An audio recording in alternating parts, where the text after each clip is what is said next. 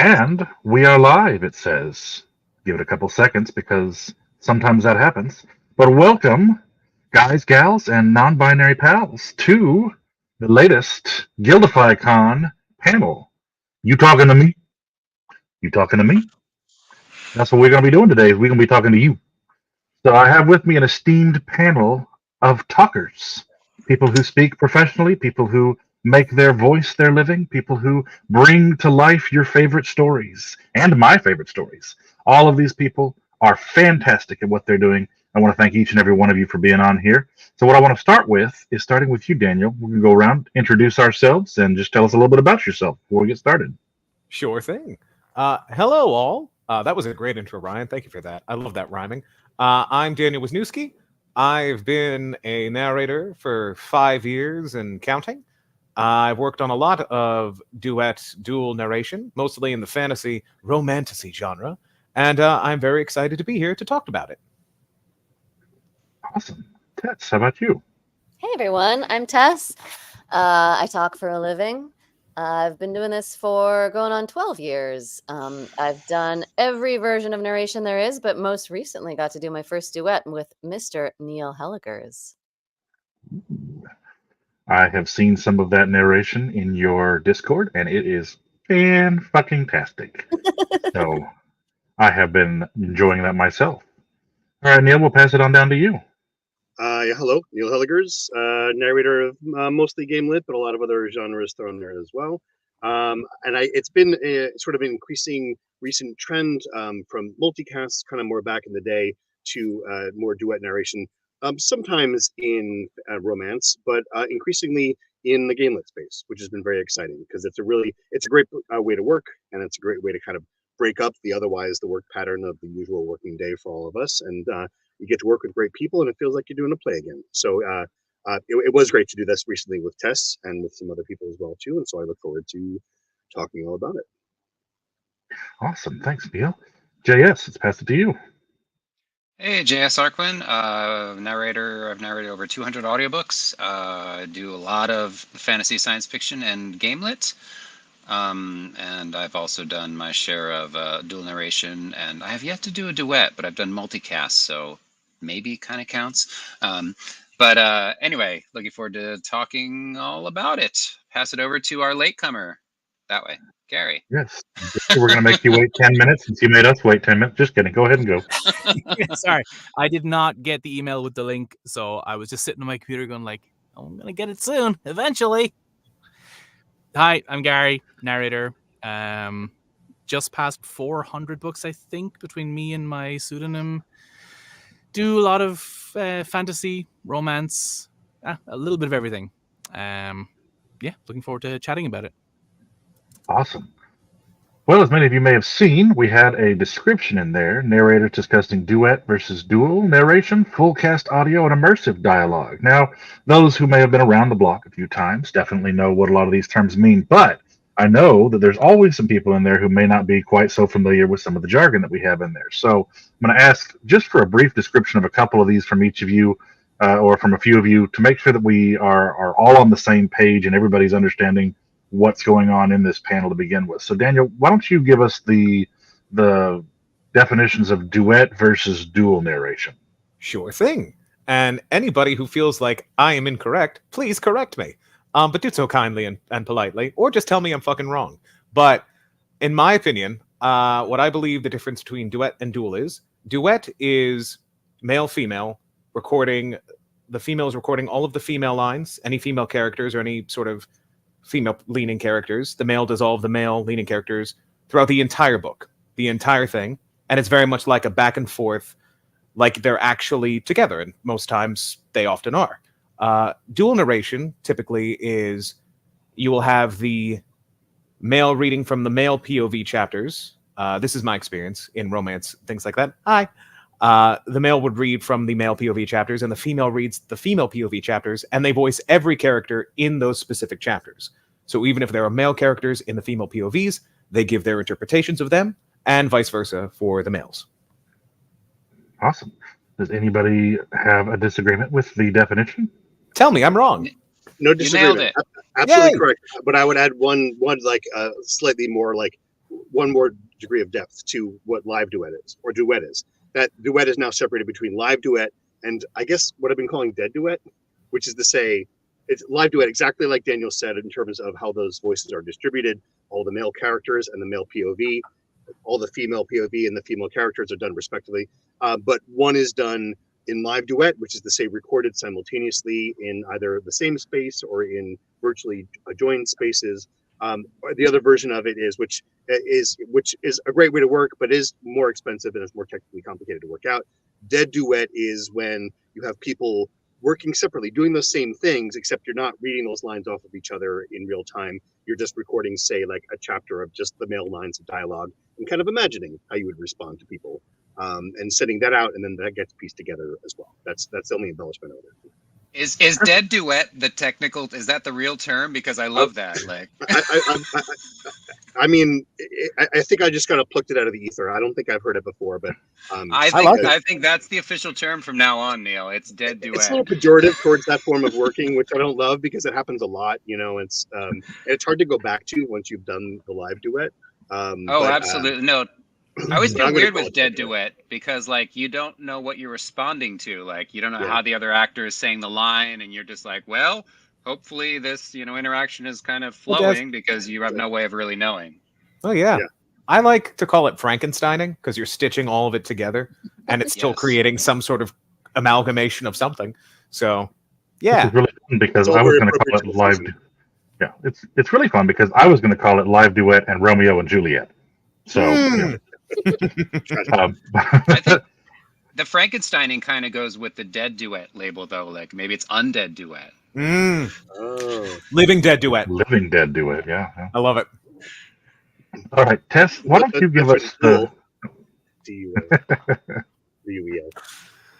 All right, Tess. Why don't you give us the definition for the full cast audio so everybody knows what we're talking about when we say that? I've actually only ever done one of those in my life for Audible. So I feel like someone who's done sound booth or graphic audio would be a better person to describe this. But in my experience, it's just like exactly what it sounds like, a full cast. You've got, maybe 15 or 20 actors, at least in the one that I worked on, doing all of the characters and one person doing the narration. But then every actor, had a handful of characters that they did. In my experience, we did it live. So we were all in studio together at Audible. And I know that's not how they're all done. I'd actually love to hear from any of you who've done graphic audio or sound booth, because I know that some of those are live multicasts, right? Some be scary, right? Some are. Yeah, so it'll depend on just kind of how the person who's leading that current narrate. This is from sound booth. I've not done a graphic. Yeah. There are times when maybe if you haven't done a ton of work with sound booth, we'll do like a live session just to get to act against someone. But then there's a kind of a hybrid, almost like dead duet version where we'll share the file we're working on with every actor and they'll plug in their audio to the same DAW file. We'll send that back and forth. So you do get to kind of act against someone, but not live. So they do kind of both. Wow, that's so cool. Awesome. All right. And Neil, I'll let you explain the last one, the immersive dialogue. I'm not sure I know what that is, but I think it's the same as you're saying as what would otherwise be called audio drama, where it's not a book, it's a scripted dialogue. There might be a couple of lines like they entered into the cave and there were dead orcs there or whatever. But it's the bulk of it is just dialogue back and forth, done by different actors, sometimes done in studio together, or could be done separately and stitched together, and raised to the ceiling and injected with lightning. I think locking in my understanding, that wasn't it. All right. Well, I've already seen some questions coming in, so let's just start with getting on to some of those. Are there any books that you would like to narrate in the lit RPG genre as dual or full cast, even if they are already solo narrated? Daniel, start with you on that one. Yes, I would. Not as a replacement, not as to change, and it's one I've worked on. I would love to have seen Quest Academy with a full cast. I think that there is such a variety of character and they're all so distinct and clear in their description that I would have loved to have seen like a full honestly audio drama like of that book, because there's just so much that happens, and there's just such variety that I think it deserves a cast of like 30 people. But I'd still want mine because I was happy about that. I liked how it turned out. But no, I think it would be a cool experiment. So that's mine personally. All right. Tess, how about you? Well, I don't have a book, but I can tell you I do have sort of a dream project. And so, all authors listening, I would really love to do a duel or duet with Andy Parsnow. And it's so rare for there to be multi-narrator books with two female voices. But she and I have sort of been like geeking out about the idea of working together. So, somebody out there, please write that so we can work together. It would be very awesome. We love Andy here as well, so I would love to hear that. Neil, how about you? There are many, if only because, like Daniel was saying, I don't want to displace any of them, but just to do some of them again would be fun. Like also like ones that were like maybe years ago, and like I'd like to have another crack at. But I will say in particular, Eric Ueglin's Good Guys, Bad Guys, Grim Guys books. Eric writes really good dialogue, and he said it before. It comes out of he has his sort of previous writing history was writing screenplays, and so the humor and the life in those dialogues are so great that I often kind of wonder, even while I'm doing them, about how much fun it would be to kind of have that add the interplay of the additional, because that's really the thing, right? When you bring in duet or duel or anything like that, you're just deepening the collaboration and bringing more ideas into it, and just making the whole thing richer. And so you have the, like Fourth Wing does it, right? Talk about graphic audio. There's the Fourth Wing single edition, and then they do the graphic audio version where it's a full cast. They're just, different strokes for different people. I know I did that totally. Sorry, that was dissatisfying. But I would love to. I also, because like again, when I listen back, I've been listening to Good Guys with my son now that he's old enough to kind of take it in, and well, there's language, but whatever, such is life. And listening back to it, I'm like, oh, I would love to redo that dialogue. So it's really a selfish pleasure that I would like to indulge. So get on that. Awesome. Well, I'll just say I have absolutely loved Good Guys, Bad Guys, Grim Guys. So fantastic work either way. Even if you feel like, obviously, you're your own worst critic, still an amazing piece of work that you've done there. I'm a fucking asshole to myself, but yes, I appreciate it. All right, JS, how about you? It's a tough question. I would actually like to clarify that my answer is different as a narrator and as a listener. As a listener, I know I'm going to get tomatoes thrown at me for this, but I actually like single narrator books because I see there they come. Because I find the switching back and forth kind of pulls me a little bit out of the story. That's just me. I mean, everybody's got their own thing. I know some people vastly prefer multicasts or whatever, and that's totally fine. Different strokes for different folks, as Neil said. So as a listener, I prefer single narrators, but as a narrator, obviously, we spend so much time just alone in our little boxes, not interacting with everyone. And most of us come from, performing backgrounds, from theater, from film, whatever. So we're used to working with other performers and collaborating and playing off other people and actually, acting with people besides ourselves. So from that point of view, like, it's super fun doing multicasts as a narrator and as an actor, and it does allow you to play in a way that we don't get to most times just narrating by ourselves. So from that point of view, I would like to see a multicast of I think the Jester of Apocalypse series that I did would be fun with that. Again, not to replace the single narration, because like me, I know there are listeners that prefer that, but it would be cool to have that as an additional option for the people that like spicy chili flakes on top of their cupcakes kind of thing. I'm a bacon guy myself, but spicy chili flakes does sound pretty good. I mean, cupcakes, they're just upgraded muffins. What's not to like, right? No, Gary, how about you? Yeah, Gary. I have a similar answer to JS, but it's like in the opposite direction. Because when I started listening to audiobooks first, I really got into the Star Wars audiobooks. And like, they are single narrator, but they're full of sound effects. And so I think a lot of the, like, specifically like the shifter romance books, I think would do well with like a full sound effects, full cast kind of thing. I also love sound effects in audiobooks, so maybe people don't agree with me on that one, but like I think a lot of the romance fantasy books that have like dragons and all that kind of stuff. So like the Soulbound series I did for Haley Turner, I think that would be awesome to do like a full cast, full sound effects audio drama treatment, just because I think it lends itself very well to that kind of thing. Very cool. Very cool. All right. So, staying on the topic duet, duel, I have a very strong opinion about how I feel about duet versus duel. But I'm curious to know each of y'all's opinions on duet versus duel and why one over the other. Daniel? So, I feel that it all depends on the context. For me, as with anything, the thing that I'll say that the thing that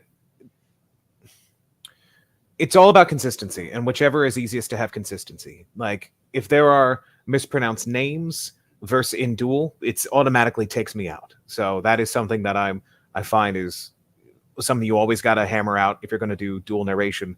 But for duet, duet narration. For dual narration, I find the thing that really messes with me more is when the voices aren't the same. Like that's the thing that I actually think what puts dual narration over for me. I prefer, because with duet, I could be working with someone and give each character a distinct voice, a very distinct personality, a distinct way of speaking. And if they don't carry that over in their chapters, or if I don't carry over ideas that they have of their characters, like vice versa, like if that communication between like character intent and character voice is not up there and like strong and consistent, that takes me out more than if somebody says a name wrong in a chapter, like with a duel. By that extension, I prefer dual narration, I guess. Duel, or do you prefer duel over duet? Duel over duet. Yes. Oh, Sorry. No, okay. duet. I'm getting confused now. Yeah, right. God damn it. I prefer duet narration over duel because of character on the ban button. So thank you. All right, Tess, how about you? I shouldn't be on this panel.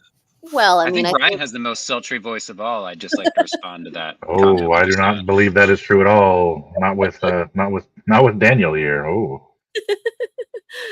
Thanks, I Ryan. think with all things audiobook, everyone has a different preference. I mean, my personal preference is I think I'm just sort of old school and I enjoy solo narrators. I really enjoy hearing one voice and one actor and their perspective on the characters and the storytelling.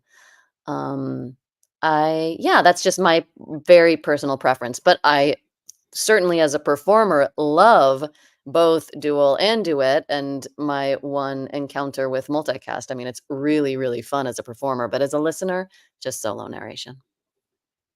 Perfect. What about you, Neil?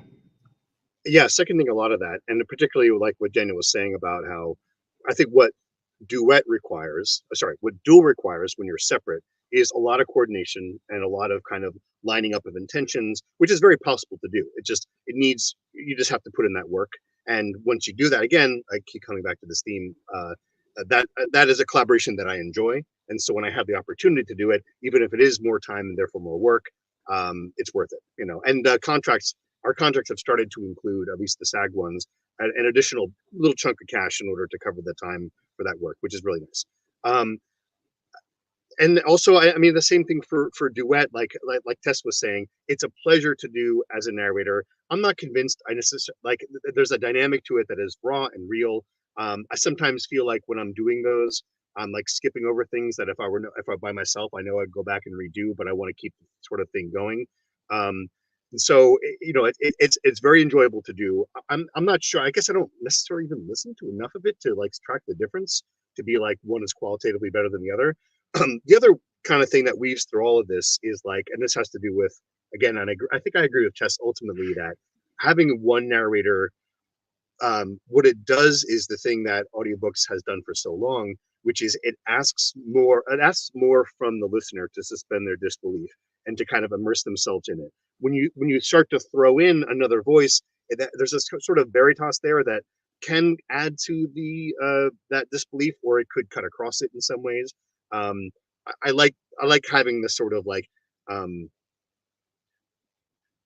relying to a certain extent upon the listener's imagination, like provoking it, like engaging it as part of the listening experience for them is just a little bit different. And again, not better nor worse, just a different kind of experience for a book, and one that has, so there's no clear like this is clearly superior. They're all just different styles that people want to employ for different production purposes, and we enjoy doing all of them. Excellent. Very cop out. I mean, very good answer, Neil. I love that.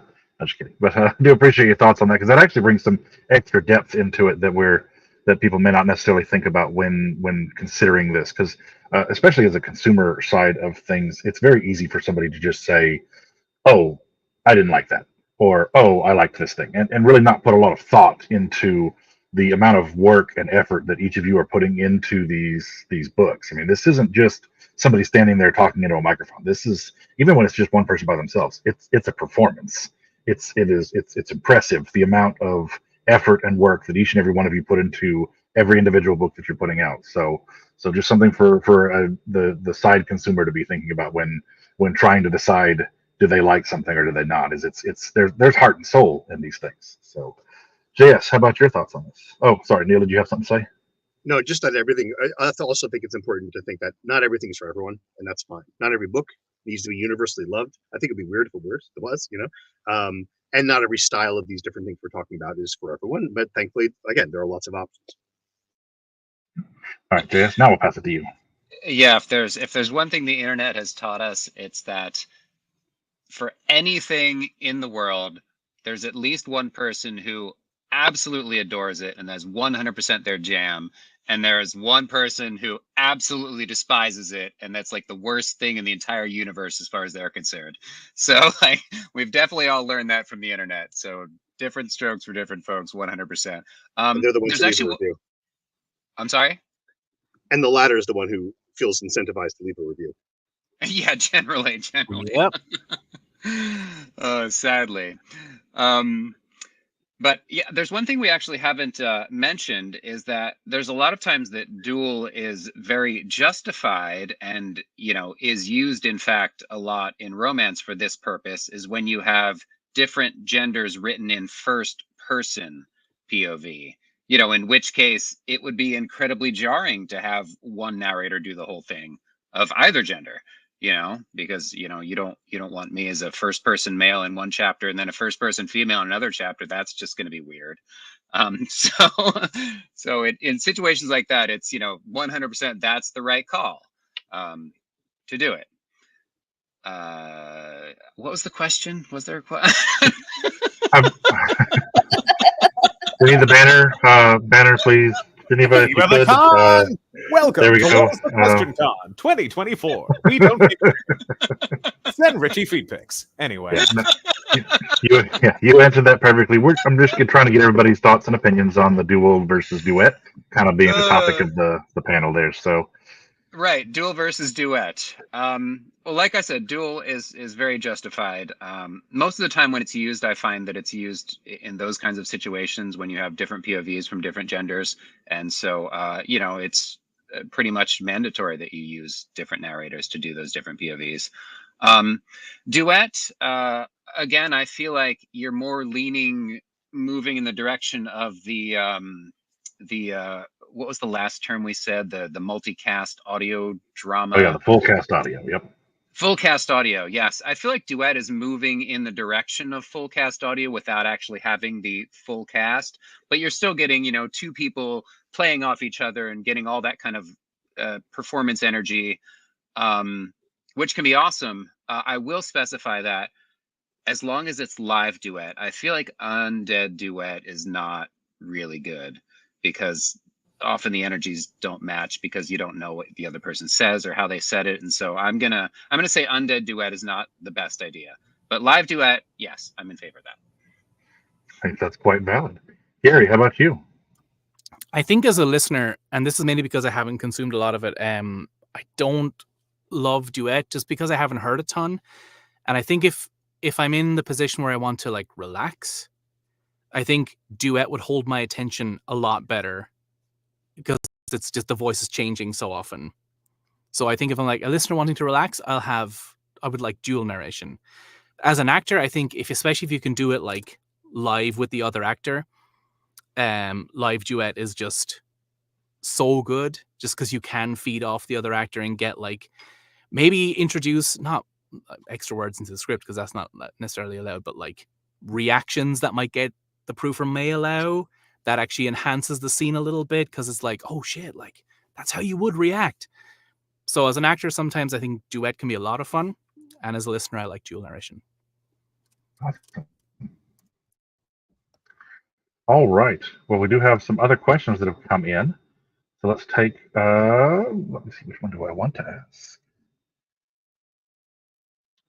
What book did Tess do full cast on? Somebody wanted to ask that, Tess. They said they're going to buy it right now. So plug it away. Well, you know what? That was under a pseudonym, so unfortunately I can't share that one. But you know what? That makes sense. I was just thinking there's another genre we haven't, or there's another category that we haven't named, which is one I just did back to back. I just did 2 books for Harper where it was divided by chapter, by actor, but there were like anywhere from 3 to 5 actors on the book. So I guess that would be like a triple. I think that's supposed to be what officially a multicast is meant to, like, industry wise. Like when it does that, when it's like 4 or 5 different narrators and they're doing different sections of the book, that's what sort of is officially termed multicast. But the term gets used in many different kind of ways. But I think that's what when they like collect things for award purposes, those are what are considered the multicast books. Multiple actors cast in the book. So what are we calling the multicast books where it's like duet style multicast, where it's like where it's like 20 actors and everyone's doing their voice? And there's one person Full doing cast. like base narration. I think that's full. Yeah. I think that's full cast. Yeah. Whole Full cast. Got Full, it. full cast. Full If cast. you will. Yeah. Yeah. Holy shit. Yeah. Okay. Yeah. A cluster. We call it a cluster. Talking cast. That's what we're going to have next. It's A real just, good time. Yeah. just swinging from the rafters, having a good time. So we've talked about these things, and we see a lot of these some of these newer groups bringing in some big new things for narration, such as Sound Booth Theater with their added. I mean, I know we've had it; it's been around for a long time. Adding some of the extra. I cannot think of the words. Sound effects. That's the word I'm looking for. Sound effects. My mind just went completely blank because I'm staring at a screen and reading things. And so they bring sound effects into the background to enhance the deal. And I know that's kind of a love-hate relationship with certain people on how they feel about that. But as far as where things are going to be going with this new style, I'm curious to know if there's any maybe new trends that you guys are seeing coming across that people are moving more towards in the narration realm. Is there something that's becoming more and more popular or less popular, or what do you guys see as kind of the future for your narrations going on? I mean, there will always be the classics, of course, the single narration, duet narration, but is there anything new across the horizon, or how do you feel about some of the new stuff that may be coming across in the narration field? Gary, I'm going to go backwards this time. Sweet. I mean, yeah, recently we've seen Penguin pick up Dungeon Crawler Carl, which is a lit RPG that's now on like the bookshelves of Barnes and Noble, which I don't think up until now lit RPG has kind of been able to swim with mainstream trad publishing, but all of a sudden we're seeing, because of just insane popularity of lit RPG, now the big 5 publishers and all are starting to take notice of like, hey, maybe there's something to this lit RPG. People seem to like it. Maybe we'll have a slice of that pie. So I think lit RPG is getting the attention it deserves from more areas.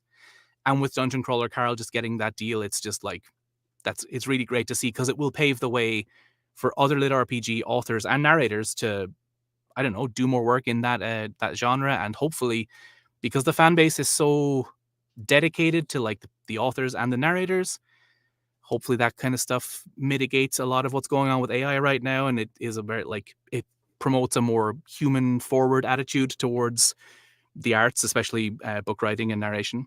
So yeah, seeing Dungeon Crawler Carl get that kind of attention it deserves has been great. Really great to see. All right. JS, how about you? Well, we've definitely seen a lot more, multicast, full cast audio drama type productions in recent years.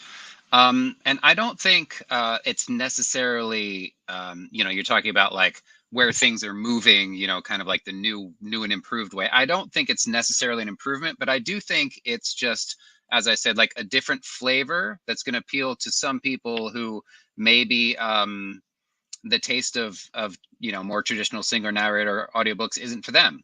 So, you might rope in people who would prefer audio dramas, who don't who wouldn't like a single narrator just telling them a story. So I think it's just an effort to broaden the appeal and find more of an audience. And I'm all in favor of that. And as Gary mentioned, the one thing that AI can't do is act. And so, the more actors and performance you put into audiobooks, the safer we all are from that. So I'm all in favor. Awesome. Neil, pass it on to you. Yeah, seconding all that about it being multicast and duet and dual all being very good anti-AI kind of proofs. Because I lurk in some Facebook groups for like 11 Labs, and those people working on trying to work their things out, and the wrestling they do to coordinate all these different voices is a whole other tier of time and effort that in the end I think will probably prove financially non-viable for people trying to make pennies on these books. But anyway, the other thing I'd say is that I think this has been like and I don't know if this is because, I'm not saying this is because of, I think, the sort of rising popularity of GameLit, but there's definitely been a trend within audiobooks. If you look back like 15 years, you listen to a AAA book from back then or whatever. One huge change in general has been how people approach character choices for voices. From the trend being not very much change. If someone was British, they probably would still have a British accent, but male, female voices, character voices, there's been a growing kind of I think an appreciation or a desire or just sort of it being the standard that we do full-on character voices, like almost animation level style voices, a lot more than has been the case in audiobooks in the past too, which I appreciate and enjoy. It's certainly something that like I think Oh no. Not Me too. again. Neil. It was at the perfect moment too. I'm back. What was the last thing I said before I sailed into oblivion? Never mind. Doesn't even fucking matter. If it just happened. It's just that I enjoy doing all that voice work. So I'm glad to be at this sort of end of the era of audiobook narration where that's the style and that's what's expected, because it feels a lot more satisfying. And also it's like in a dialogue back and forth, that's what helped me keeps my head in one person goes to the other when I'm placing them in different resonation groups or things like that. And I hope that it continues. And I mean, I don't know where the future of that is aside from like actual people in your own living room, but maybe that's a hologram thing. I mean, I'm here for that. Yeah.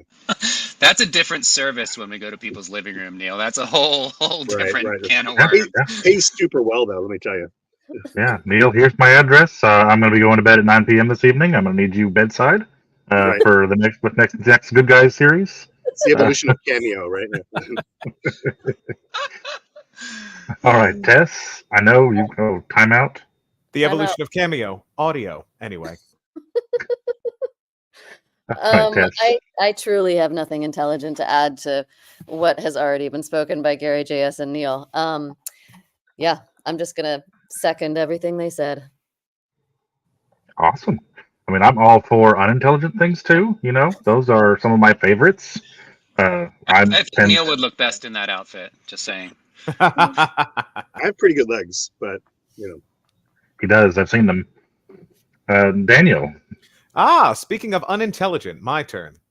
So to basically reiterate what Neil said, because I wholeheartedly agree that we are getting more and more to a point where choices, especially in duet narration, had to think about it for a second, are getting bigger and bolder, that they're becoming animation level choices.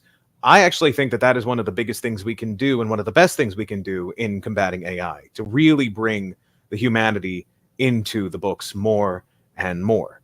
I think that that will continue to get better and bigger, and I think that's just, it's the biggest way to compete against that. And the same with with the work that Sound Booth does. Like, it's like there's so much humanity in that book that it's like, a robot can't fucking do this. Are you kidding me? Though I will say, to comment on Gary's comment in regards to that. I do love that. We got Dungeon Crawl Carl in Barnes & Noble. We got a Rising Tide, and hopefully it will give more love to it. I hope that we don't see a trend of big casts with big names shoving established narrators and people who can actually fucking do this job under the bus into smaller supporting parts in favor of somebody who they think, oh, they'll buy it because they recognize the name. That's what killed animation in the 90s, and I don't want to see it happen to audiobooks in the 2020s. It will make me very, very sad. But that being said, so far it's looking okay. So that's good. I'm cautiously optimistic. Good. Well, I just want to go on the record for myself. I'm not going to say I'm speaking for anybody else here, but I'm going to go on the record and say for myself, fuck AI for trying to take narrators' jobs. Because you know what? Fucking sucks in comparison. You guys are really the reason that we do it. I mean, even to the point that I've told people before, they're like, why do you listen to the audiobooks? They're just like some guy reading a book. I'm like, no, not the stuff I listen to. That's not just some guy reading a book. These guys are acting the book. The book comes alive when these people read the book. So it's totally different. Now, if I ever get accused of just reading a book, fucking kill me. That is the day I've Right? stopped caring. No.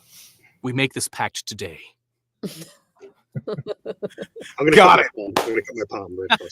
Sealed in blood, brothers and sister, because Jess is here. And all those in between. all right, so I think that a panel would never be complete if I didn't ask this one question of you and require it. Actually, I mean, it's what people came here for. Obviously, it's what people love to hear for you to do. Is I want to know what is each of your favorite characters that you've ever narrated for, and if we could just get a small snippet of that character live. Daniel? One of my absolute favorites. We'll go with this one. It's Clovis from Tokens and Towers because he lives by the book and dies by the book. Ooh, yeah. Awesome. Tess, how about you? Oh my gosh, Ryan, I'm so terrible at picking favorites, and I feel I'm so loyal to all of my incredible authors. You know what? I'll give you a pass here. First one that comes to mind. So it doesn't have to be favorite. Well, First one I that was comes to mind. thinking of one of the more recent voices. There's a character in the Millennial Mage series named Rob, who's like a spirit trapped in an orb. And one of my listeners asked me to read a bit of the Jabberwocky in his voice. So I will give a little tiny excerpt of that because I just pulled that up. And this is Rob. "'Twas brillig, and the slithy toves did gyre and gimble in the wabe. All mimsy were the borogroves, and the mome rats outgrabe." That was it. Oh my God. I love it wasn't a recording? so much. Fucking That was awesome. just me. God Oh. damn. Amazing. Amazing. I love it. Neil, how about you? It's hard to pick a favorite. There's so many fun ones, but one that I'm thinking of because it's in the next book that I'm doing. It's Outcasts of Another World, book 5.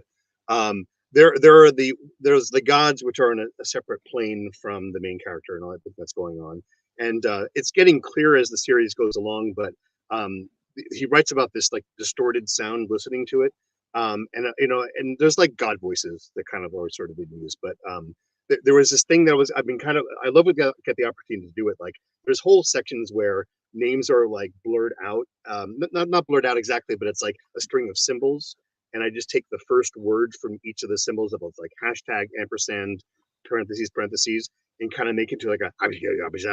But if I'm doing the voices and that comes up, he's like, well, we went to the and he said he was going to get it. It's like they kind of slide it in as like it's a real word.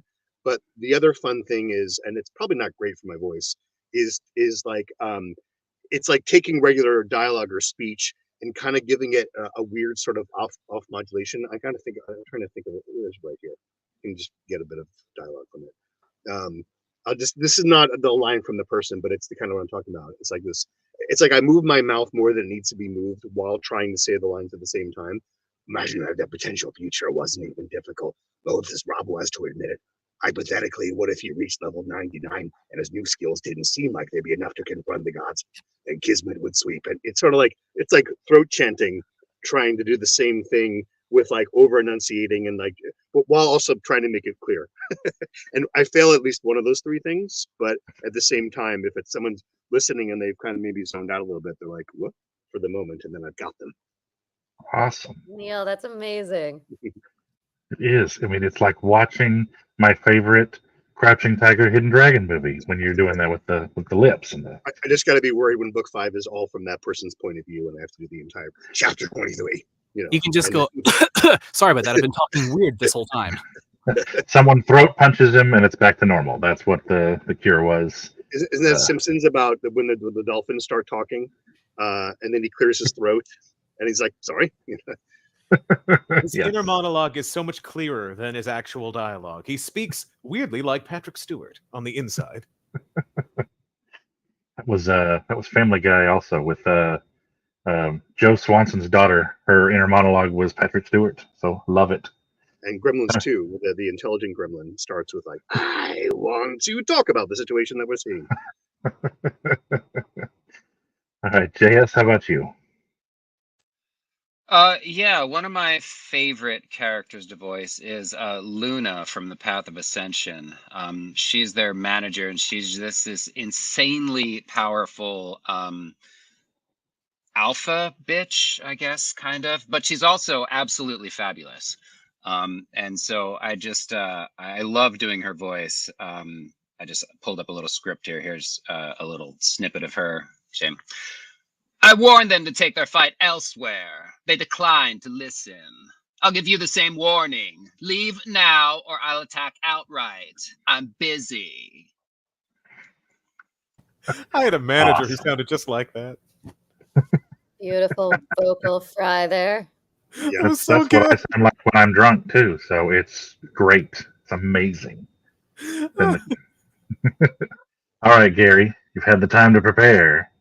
Yeah, just blank thinking about the perfect answer. No, I don't know if I have a favorite character that I've ever done. I have one that I really like, but something I kind of do for me as a narrator is if I can put Ian McKellen's Gandalf in anything, I will. So, like, if I'm doing an old British man, all of a sudden he'll start to talk like this, and he shall not pass. It's not a perfect impression, which I think makes it better, because it's like they may not know I'm trying to do a crappy Gandalf impression. But I did a character for Prophecy Approved Companion with Soundbooth Theater. He's barely in it, but he's some sort of like sentient fish. And as he's delivering his lines, I did 2 or 3 tracks. So he was like, "Hello, how are you doing?" And on the second track was like, the stupidest sound and stuff. But I think I text Jeff and was like, "This is my finest work ever." It's just this dumb fish NPC that I just had the most fun. I don't even know his name. Silly Fish Man. It was great. Awesome. Well, I can't thank you all enough for encouraging or for entertaining my dance monkey dance moment there. But I do appreciate you all playing along with me. So we do have some other questions that have come in here. We had a question from Sharon. What's your hard limit for content when narrating? Daniel mentioned in his takeover he had a book series that had to stop narration because of something that went on in that. Do you find that there are I'm assuming it doesn't come up that often, but there's got to be some point where you're just like, I can't do this. This is a line I'm not going to cross with the narration. And feel free to tell me to fuck off and you're not going to answer the question. So if you don't want to. Daniel, since you did already answer the question. Sure. Yeah, that was from my takeover just before this panel.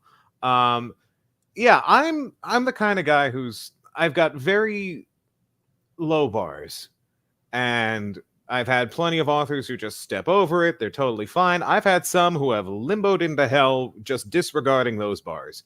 And it's just 2 or 3 things. I'm like, I just don't want anything like too, I don't like forced stuff, and I don't like incestuous stuff unless it's like Game of Thrones and serves an actual purpose to the plot. They're very easy rules to follow, and yet some people still have broken those rules. So if I see that, I'm just like, I just drop it because I make it known. And if it shows up, then I'm like, I feel no shame I feel a lot of shame if I do it, but I feel no shame in dropping the series and continuing to just sorry, find a new narrator. This isn't for me. You led me astray. We're done. I make it very clear right off the bat. So it's rare, but it happens. All right, Tess, how about you? I pretty much take it on a book by book basis, but I'm not comfortable narrating anything that, directly conflicts with my political beliefs. And yeah, anything that is in an intimate scene is, non-consensual. But it honestly hasn't really come up. I don't think I'm trying to think. I don't think I've been offered a book that I've actually turned down for any of those reasons, to be honest. So, but I certainly would. I really only turn down books for sort of other reasons, like scheduling reasons, or I just saw I just saw a question coming up in the chat about accent stuff. I turned down a book recently where the main character was Swedish because I just didn't feel like I was up for that. So main character in Swedish is my hard line. Makes sense. Yep, it's just gonna be the Swedish chef the whole time. It He said. Can't help it. is just even the narrator is that. 20 hours of Swedish chef with a beaker at the end. I would That's all listen it to is. that book. That would be amazing. Very relaxing. Audio award-winning work right there. All right, Neil, how about you? Oh, it's actually not to sell. I mean, we joke about this all the time, but like, I did have a book where a secondary character, the explicit instruction, the explicit the main character hears it and he thinks that sounds exactly like General Akbar, Star Wars, and then so I was obliged to do that sort of voice, but then absolutely had a chapter from that character's point of view for no real good reason. So it's an entire chapter of the person who was talking like that. But I don't. I think, like Tess was saying, I guess I kind of take it on a case by case basis. I've not turned down all that many, so it hasn't really kind of come up. And I found that like if it's nonfiction, I'm a little more willing to delve into something that's not my point of view, as long as it's not associated with a perceived harm. Like I've done nonfiction about like intelligent design, which I don't agree with, but it was sort of an interesting thing to delve into. I've done 2 audiobooks by it used to be called Jews for Jesus, now it's called Messianic Judaism. They're Jews, but they believe in Jesus somehow. But I kind of see that online. Of like I've done books about the Kabbalah and tarot and occultism, which I don't explicitly agree in, but it's sort of like for nonfiction, exploring those point of views is, when you're kind of playing the character of the author who is very much invested in that. Otherwise, why they write the whole book? But the only ones that I've turned down were things that had like associations of violence and religion that I wasn't into. Like what was a post-apocalyptic kind of one. I was like, no, this is not for me. I guess I have turned down a book. This was a little while ago. The person then went on to become a cabinet member in the last administration. But I just said to them like, thank you so much for thinking of me. You're going to find someone else who's going to do this better than I will, because I'll the acting work for me to get into this point of view and occupy it is not worth it to you. And so that line's only come up once for nonfiction and then twice for fiction, even though in some ways it's weirdly like I feel those elements being involved in fiction is a lot more insidious, particularly all of the, and it comes up in narration. I've certainly done like a lot of, dark, like those dark mafia kind of romances where they skirt the line. Whereas it's funny that like This Is America, right? There's unspeakable violence. I'm like, that's fine. But if the moment it gets into like non-con or dubious con, I'm like, nope, sorry, not, I'll shy away from that. But it is contextually taking it bit by bit. I surprise myself with how inconsistent I am sometimes with my reasoning behind not doing certain things. But I feel pretty confident that everything that's out there under my name, even under my pseudo, is something that I can get behind and that I'm relatively proud to enjoy the experience of. Like I learned a lot about intelligent design. There's a lot of times I think about it, I'm like, yeah, that is kind of weird. It's true. Not so much the Messianic Judaism stuff. That stuff I'm like, yeah, no, that's silly, guys. Hilarious. But I'll do my all in pretending to be that character. Go ahead, Dan. I have a question for you, Neil. So that character, that the Akbar character, did you know that POV chapter was coming up? I mean, I think it was in the subsequent book from where the person had come up. But would so you I thought it was a one and done character, and so when it came up in the second book, like chapter 5, it's gotta be a struggle. So you would say it was a trap. trap. There. Thank you.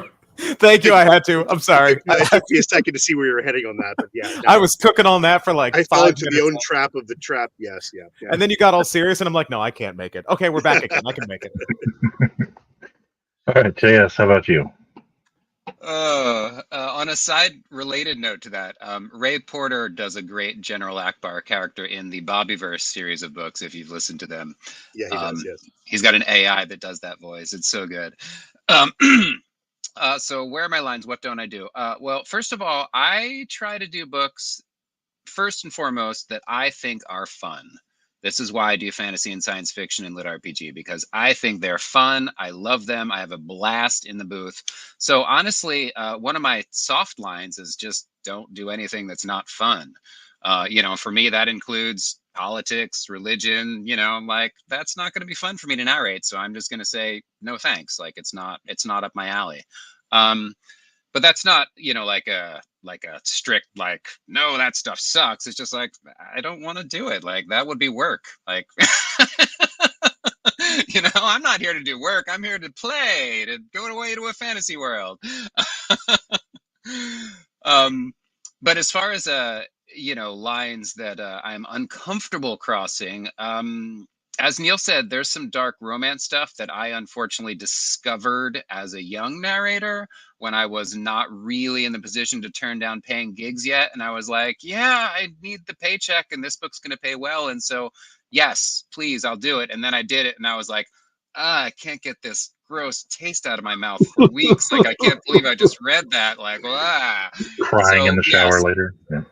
Yes. So anything that's going to make me feel like I need to go take a long hot shower afterwards, I'm like, no thanks, not going to do that. And that includes a lot of dubious consent, dark romance, which I understand that's what the listeners want. And somebody explained it to me very clearly. They're like, hey, the listeners are giving you consent. They know what's in that book, and that's what they want to hear. And that's great. Like, I'm not judging them for that at all, but it's not going to make me feel good reading it. And so I'm just going to skip it on a personal level.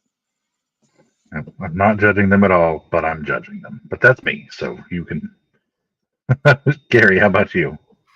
Yeah, similar to everyone else. I've, especially Neil, when he mentioned he turned down the book that he didn't think he could do a good job on. I've had that happen where I've read through it and just been like, someone else would nail this.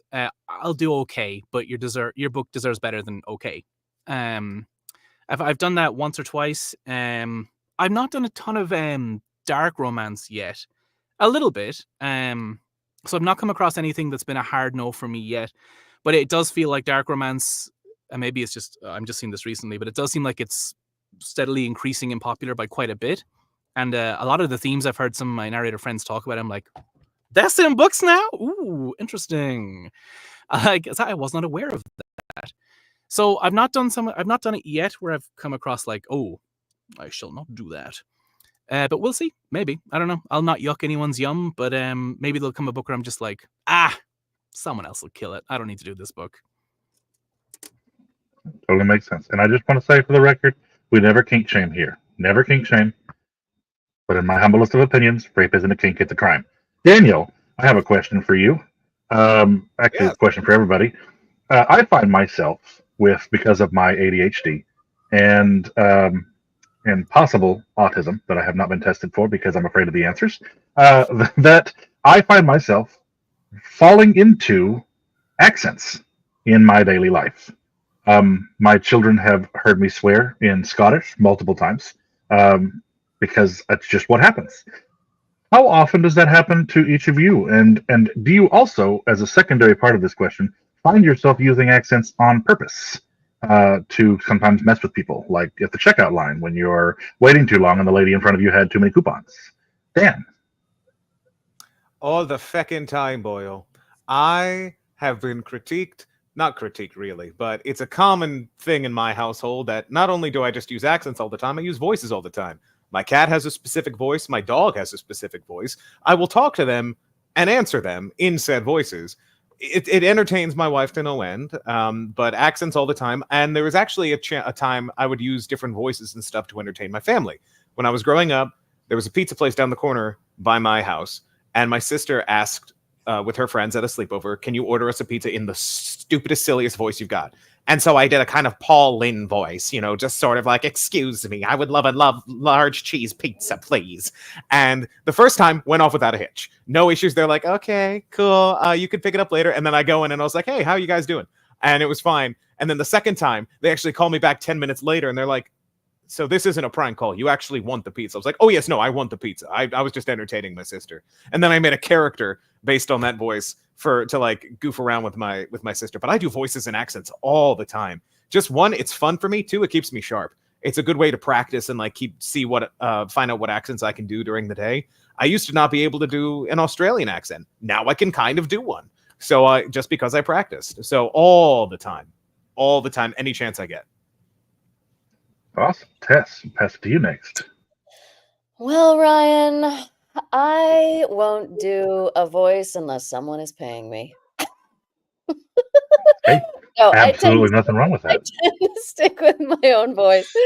Boom, mic drop. I definitely, I have to say, I definitely sort of code switch slightly when I am in a scenario, for example, at a store or on the phone with customer service, where I really need something, and I have a natural speaking voice that's a little deeper and resonant and in the alto range, and I certainly sort of like lift it up into the soprano area and, let my voice sort of drift up a bit more at the end when I really need something and I need to be sort of like pleading in that way. But other than that, no, I really don't.